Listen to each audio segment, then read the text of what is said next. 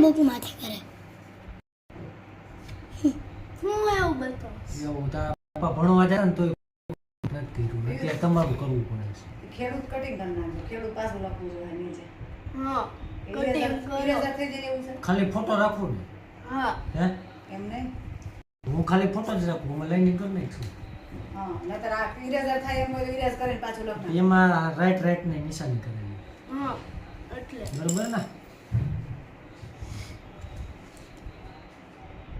એમ તો બપોર સુધી ગયો તો જકે હું છે ભણવા બહુ ગયા તા પછી બહુ ભણ્યું એટલે જ ને હું બધું આવડે છે